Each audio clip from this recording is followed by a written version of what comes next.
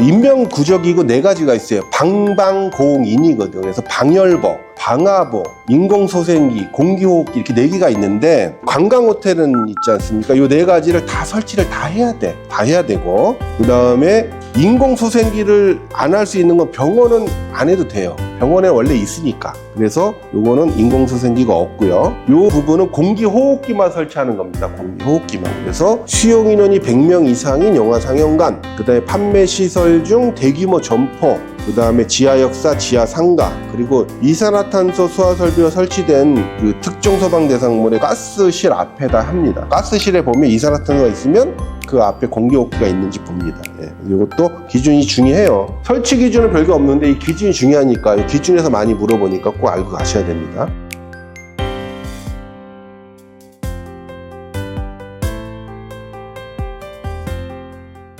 이걸로 한번 볼게요. 아파트 같은 경우는 피난기구 설치 제외 조건이 있어요. 아파트 같은 경우는 갑복도식 아파트하고 그 다음에 수평 또는 수직 방향의 인접세대로 피난할 수 있는 아파트는 면제를 해줍니다. 갑복도식 아파트는 뭐냐면 이렇게 한쪽에만 복도가 있는 거예요. 옛날 말로는 편복도라는 말을 썼었어요. 옛날에는 중복도용 아파트, 편복도용 아파트 그랬거든요. 그래서 중복도용 아파트는 복도가 가운데 있고 양쪽에 세대가 있는 거야. 그러니까 환경이 안 좋죠. 요즘은 그런 아파트가 없어요. 거의 눈 씻고 쳐다봐도 없어. 근데 한 30년 전, 40년 전 아파트들은 그런 중복도형 아파트가 있긴 있어요. 근데 지금은 거의 없는데 요 말을 썼죠. 한쪽에만 이렇게 복도가 있는 아파트 많이 봤잖아요. 이거를 갑복도라 한다 이거죠. 갑복도식 아파트가 이런 아파트다. 한쪽에만 복도가 있는 거. 위험하지 않죠. 세대에서 나가면 바로 외부 복도가 있잖아요. 그렇죠? 그러니까 이게 일로 나가면 다 연기가 불이 나도 일로 다 이렇게 올라가니까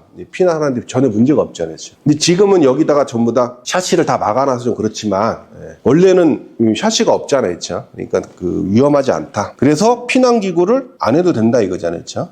그 아파트마다 다 피난기구를 안 해도 된다 그 얘기고, 수평으로 인접세대로 피난할 수 있는 아파트는 뭐겠어요? 그 대피 공간을 얘기하시면 돼. 대피 공간에다가 대피 공간을 안 만들고 나서 경량 칸막이 이렇게 해놓는 경우가 있잖아요. 그럴 때 그걸 뻥 깨버리고 옆으로 넘어갈 수가 있잖아. 그 얘기를 하는 거예요. 대피 공간에서 대피 공간을 설치하지 않을 수 있는 조건이 있단 말이에요. 그 설치하지 않은 조건에 그 인접세대로 피난할 수 있는 경량 칸막이를 만들든지 아니면 그 경량 칸막이에다 피난구를 만들든지 그 다음에 하향식 피난구를 만들든지 이런 조건이 있단 말이에요. 이제 그게 수직은 하향식 피난구를 얘기하는 거고 수평은 경량 칸막이를 얘기한다고 보시면 됩니다. 예, 여기 나오네요. 그래서 대피 공간을 만들어야 되는데 그 대피 공간을 설치하지 않을 수 있는 조건도 이렇게 4가지가 있다. 나중에 건축법 갔을 때 제가 또 설명을 드릴게요. 이 정도만 하고 넘어갈게요. 그리고 건널복도가 있는 것 같은 경우는 이렇게 건널복도가 있는 때에는 요 개수에다가 이제 감소를 시킨다 그 얘기잖아요. 그렇죠? 별 중요한 건 아닙니다.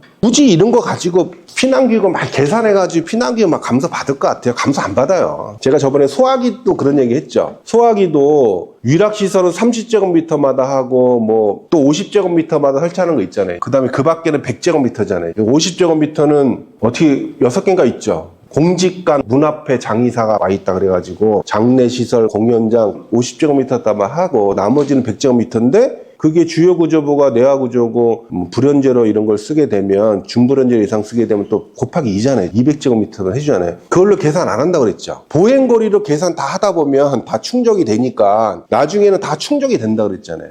실제 가서는 실무에서는 신경도 안 쓴다고 그랬죠. 보행거리로 다 배치하다 보면 넘어가니까. 피난기구는요. 이거 하나 면제받으려고 이거 일일이 곱해가지고 설치 안 하고. 그 피난기구는 마지막 보류기 때문에 굳이 조금 뭐 더 설치한다고 해서 뭐 문제가 되냐 이거죠. 시험 문제 제가 보기에는 막 이렇게 따져서 문제 나오진 않을 것 같아요. 감소 받으려고 그렇게 저거 하지도 않고. 그냥 어느 정도는 이제 이해는 하고 가시면 됩니다. 그리고 인명구조기구로 넘어갈게요. 자, 인명구조기구는 설치 대상부터 한번 볼게요. 설치 대상이 지하층을 포함하는 층수가 7층 이상인 것 중 이게 조금 바뀌었어요. 이게 지금 그 설치 대상이 여기 그 소방시설법에 있는 설치 대상하고 그 다음에 그 인명구조기구 그 화재 안전기준 표하고 약간 틀려요. 근데 표 같은 경우가 좀 잘못됐어. 이게 맞아요. 이게 설치 기준에 있는 게 맞다. G4 7관 5병이잖아요. 인명구조기구. 이게 좀 바뀌었습니다. 그래서 그전에는 G4 7간 5병에서 지하층을 포함한 층수가 7층 이상인 관광호텔이었다. 근데 지금은 그 기준이 아니라고 그랬죠. 그래서 지하층을 포함하는 층수가 7층 이상인 것 중에 관광호텔 용도로 사용하는 층. 그러면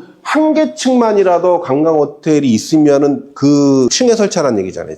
옛날 기준하고는 틀린 거라고. 옛날 기준은 어떻게 돼 있냐면 관광호텔인데 지하층 포함 7층 이상인 관광호텔, 전층을 다 관광호텔을 쓰는 것만 해당이 됐었다고. 근데 지금 바뀌었기 때문에 지하층을 포함한 7층 이상인 층 중에서, 건물 중에서 5층만 내가 관광호텔을 써. 그럼 그 관광호텔 5층에다 설치하라 그 얘기란 말이죠. 그리고 지하층을 포함하는 층수가 5층 이상인 것 중 병원 용도로 사용하는 층. 이것도 기존에는 지하층을 포함한 층수가 5층 이상인 건물로서 병원이거든요. 그러니까 병원 전체가 다 지하층 포함한 걸 5층 이상 쓰고 있어야지만 된다는데 지금은 그게 아니라는 거죠. 한 층만 병원을 쓰고 있어도 그 병원에다가는 설치해라 그 얘기예요. 그리고 공기호흡기는 바뀐 건 없고요. 그래서 화재 안전 기준에는 별표가 좀 잘못됐어요. 수정이 들어가야 되는데 아직 안 됐기 때문에 요걸로 외우라 그랬죠, 제가. 해설서는 제대로 돼 있어요. 그래서 요건 맞는 겁니다. 인명구조기구 4가지가 있어요. 방방공인이거든요. 그래서 방열복, 방화복, 인공소생기, 공기호흡기 이렇게 4개가 있는데 관광호텔은 있지 않습니까? 요 4가지를 다 설치를 다 해야 돼. 다 해야 되고 그 다음에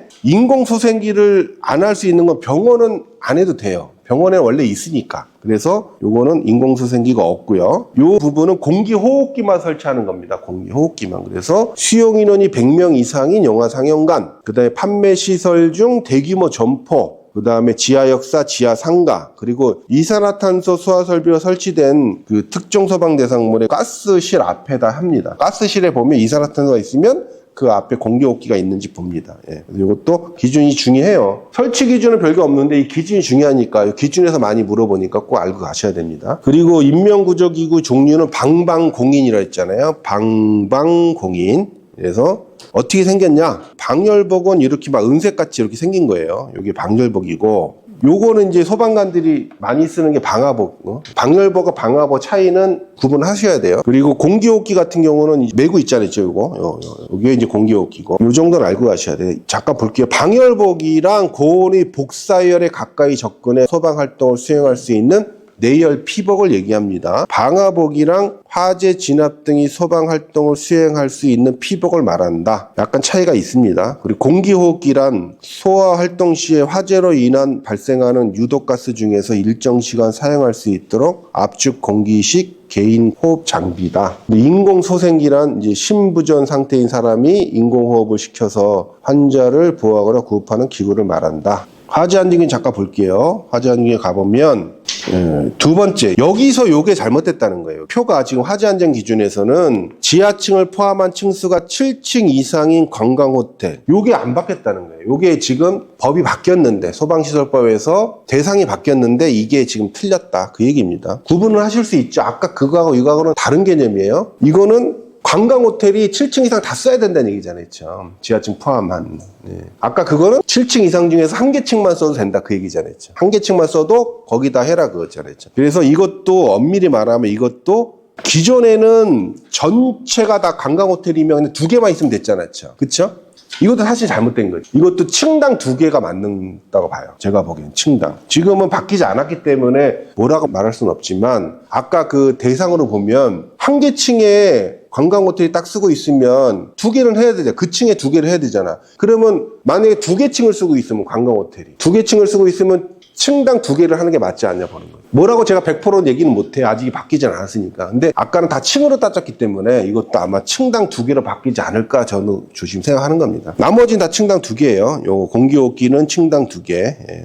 그리고 요거는 이제 이산화탄소가 설치된 거는 그 장소 출입구 인근에 1개 이상 배치합니다. 이 4개를 한 조를 다 층당 2개 하려고 그러면 조금 많긴 많겠네요. 근데 어떠든 간에 지금은 옛날 대상은 그 건물 전체에 그냥 2개만 있으면 됐는데 지금은 한 층에만 관광호텔이 들어가도 설치를 해야 되니까 뭔가 좀 바뀌어야겠죠. 그러니까 아직 안 바뀌었는데 대상은 바뀌어 있으니까 대상은 바뀐 거로 외우시라 그 얘기입니다. 예. 그리고 설치 기준은 별거 없어요. 설치 기준은 특화임 방방 그래서 특정 소방 대상물의 용도 및 장소별로 설치해야 할 인명구조기구는 요 표에 따라라 그 얘기거든요. 요 표에 따라라. 요 표를 번호를 다 쓸 수는 없잖아요.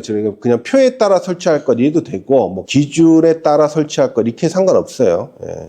아니 뭐 기준에 의한 표에 따라 설치해라 이렇게 해도 되고 이 번호를 다 외울 수는 없잖아요. 이런 변호가 나오면 잘 모르겠으면 그냥 기준에 따라라 이렇게 쓰시라 이거지. 화재 시 쉽게 반출 사용할 수 있는 장소 그래서 화십반사장 세부적으로 땄었는데 그 다음에 이제 세 번째는 축강시 표지와 그 사용 방법을 표시한 표시를 부착하되 이것도 말이 좀 틀린 것 같은데 그렇죠? 표시한 표지인데 그리고 4번 방열복은 성능 인증 제품입니다. 성능 인증 제품이고 방화복은 소방장비관리법 여기에 따른대요. 그래서 조금 다릅니다. 방화복은 소방장비관리법에 따른 적합한 것으로 설치할 것 뭐 이렇게 하면 더 좋죠. 소방장비관리법만 딱 외우시면 돼요. 요 뒤에까지 못 외웁니다. 요거까지 다 못 외우니까 이걸 다 외워서 쓰려고 그러면은 그 다음부터는 이제 소방 공부가 어려워지는 거예요. 이것까지 내가 다 외워서 쓰겠다. 그러면 소방 공부가 어려운 거예요. 한 100년 해야 돼요. 100년. 근데 한 몇 년 외웠어. 근데 이게 그 법이 이 조항이 바뀔 수가 있잖아. 3호로. 그러면 또 외워야 돼. 3호를 또 외워야 되잖아. 외우기 좋아하시는 사람의 맹점이 그거야. 이 조항까지 다 외우는 사람이 있어요. 그렇게 하지 말라 이거지. 그렇게 외우지 말라고. 그리고 설치 기준 별거 없습니다. 요거 하고 그다음에 우리가 고층 건축물에 보시면 그것도 인명구조기구 그 기준 4가지가 있거든. 그것도 많이 물어보니까 나중에 그 하게 되면 같이 외우셔야 돼. 비슷하니까.